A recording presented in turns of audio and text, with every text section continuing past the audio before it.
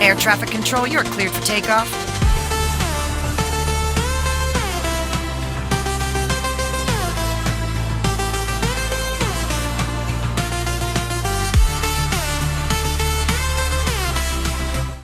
महाड तालुक्यातील शिरगाव चेकपोस्ट परिसरात गोवंशीय मांसाची बेकायदेशीर वाहतूक होत असल्याची गोपनीय माहिती मिळताच महाड शहर पोलिसांनी तातडीनं कारवाई करत सुमारे 65 किलो गोवंशीय मांस आणि एक कार जप्त केली।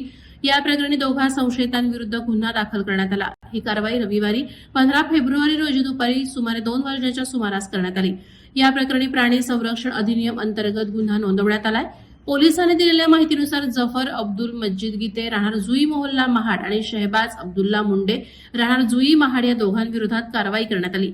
संशयितांकडून अंदाजे 65 किलो गोवंशीय मांस तसंच सुमारे 1 लाख रुपये किमतीची महिंद्रा कंपनीची कार क्रमांक MH06BU 1766 असा मुद्देमाल जप्त करण्यात आला। प्राथमिक तपासात संबंधित मांस विक्रीच्या उद्देशाने वाहतूक केली जात असल्याचं स्पष्ट झालं असून पुढील तपास सहाय्यक पोलीस उपनिरीक्षक शिवराम खाडे वरिष्ठांच्या मार्गदर्शनाखाली करत आहेत। दरम्यान हिंदूंच्या पवित्र महाशिवरात्रीच्या दिवशी ही घटना घडल्याने परिसरात काही काळ तणावाचं वातावरण निर्माण झालं होतं।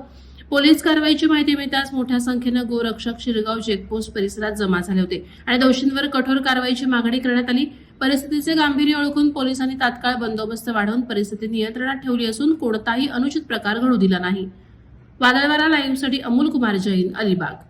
नवी मुंबई व रायगड जिल्ह्यातील ताज्या बातम्या आणि घडामोडींसाठी सबस्क्राईब करा वादळवारा लाईव्ह चॅनल आणि दाबा बेल आयकॉन।